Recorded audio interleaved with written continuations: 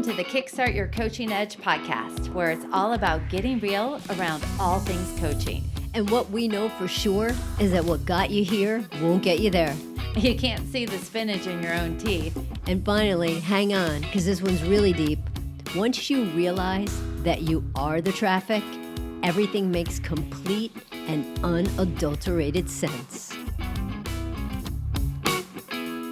So today, Kara, let's talk a little Tony Robbins, shall we? Let's do, Jen. And what we're going to talk a little bit about is the 6 human needs. Love it. So Tony does a lot of teaching around the 6 human needs. And I'm going to go ahead and give you what the 6 are. And then we're going to focus on number 1 and number 2. Yeah. Sound good? Sounds okay. Perfect. So the 6 human needs are, number 1, certainty, which is sort of the assurance you can avoid pain and gain pleasure. 2 is uncertainty/variety. And that's the need for the unknown, for change, or for new things coming into your life. The 3rd human need is significance. And this is about feeling unique, feeling special, important, and needed.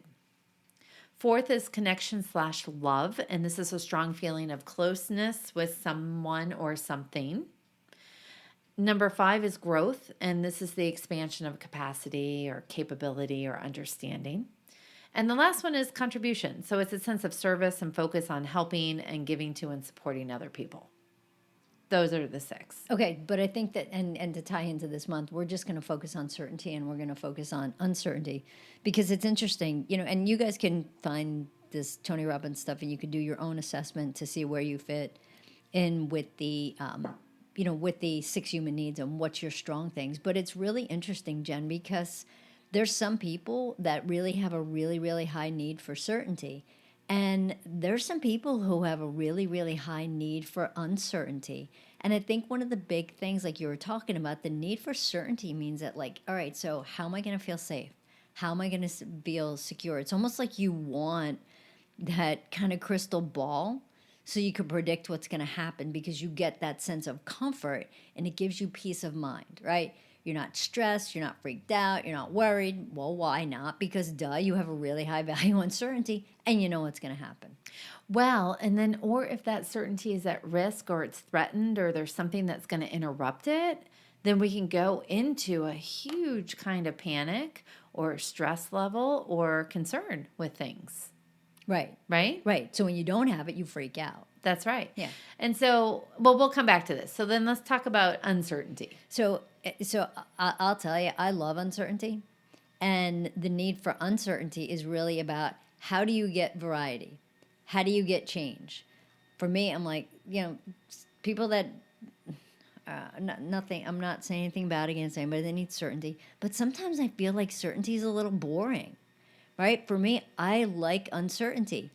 It makes things interesting. It makes things fun. Things are unpredictable.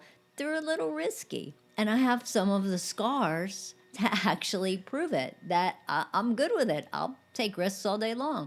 I'll do adventures all day long. Why? Because uncertainty is okay for me. Yeah, so it's interesting, right? So you have a preference for uncertainty and variety. I think I do too. Yep. I like new adventures. I like learning new things. I've always said, like, my dream life would be that if you're going to laugh, Kara, because you never knew this conversation would be happening twice with us. But my dream life would be that we would have the ability to jump into any situation and profession, know how to do it, and experience it for 6 months to see how it is. Not to be confused with a circus clown. I would be a circus clown for 6 months. I think that would be so fascinating. I'd love to be a professional gambler for 6 months. I'd love to be able to, I'm realizing this could be variety, but it also could be a part of growth, right? Oh, totally. But it's interesting. So you and I have this high value on uncertainty and variety, and it shows up in our work and the way we do things and how we create programs and the way we approach conversations and relationships, etc. The interesting thing is that it's about the relationship with certainty and how that's ebbed and flowed throughout the years. I'm going to give an example. Tell me, because I'm not really sure where you're going here. Okay.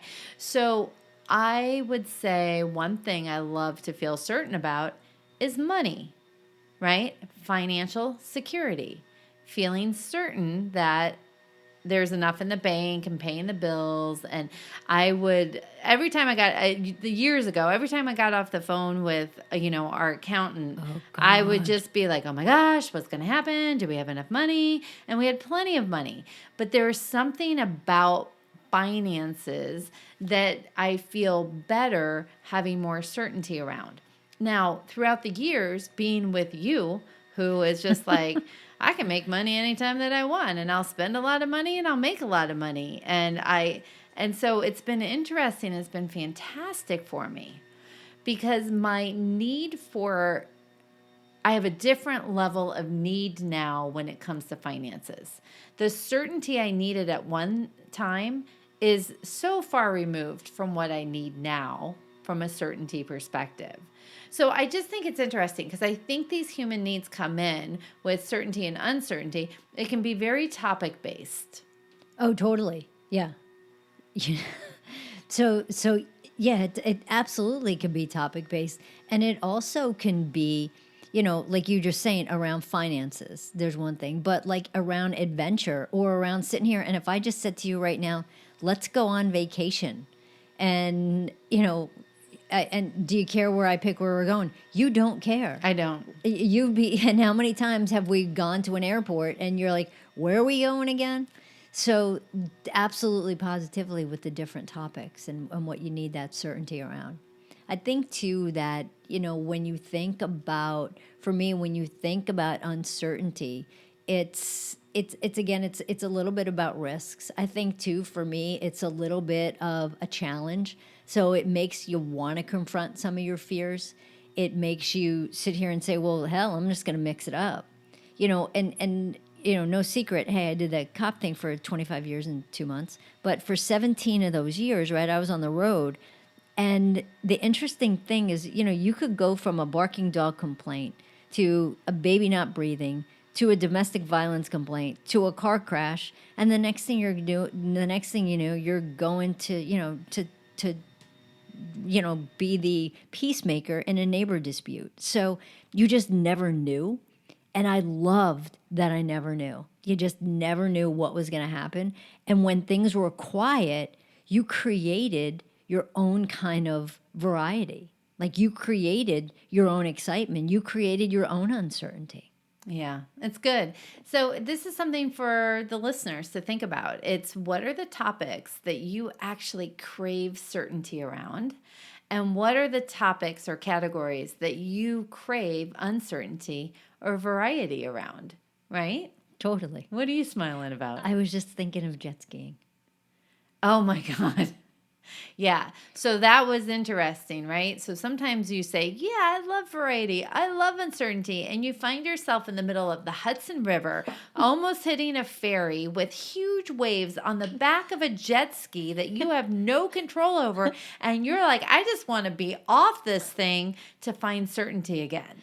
So yeah, that maybe happened the other week. And you know what the thing on that though too? It was the most exhilarating and terrifying experience all at the same time. It's true. And that's how I would I'm so glad we did it. I never need to do it again. It was an adventure, and it was the duality. It was like, I am scared shitless, and oh my God, this is the most amazing thing ever. And it's interesting because when we maybe hit a higher adventure level, that need for certainty kicks in, and it's just all good. It's all good. Very I think good. you broke my rib. Oh my God. So I got to tell this quick thing because you have to hear it. Like you can't read it, right? So I'm on the back of Karen on the jet ski. I am holding on for dear life because the waves are huge. Like I wouldn't even taken a boat out on this thing and out in the water, and we were in a jet ski. So I'm holding on to Karen, and we are bouncing and going fast. We're at some About point 51 miles an hour. 51 miles an hour because we're with a group and we have to keep up. So I'm holding on to her, and I got my arm. I'm carrying her almost like a football, right? So I have her tucked under my arm, but she's driving and she's yelling back at me. She's like, I think you broke my rib. And I can't hear her because it's just chaos. And I'm like, where's the Brooklyn Bridge? Anyway, it was so funny.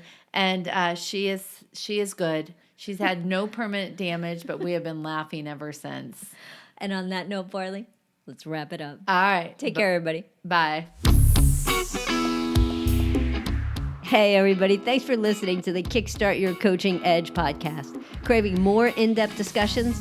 Check out the Get Real Inner Circle with our no BS in-crowd of coaches. Join live coaching discussions, breakdowns of coaching calls, and have some fun while you're at it. You're going to want to go to kickstartyouredge.com/inner circle. It's time to get real.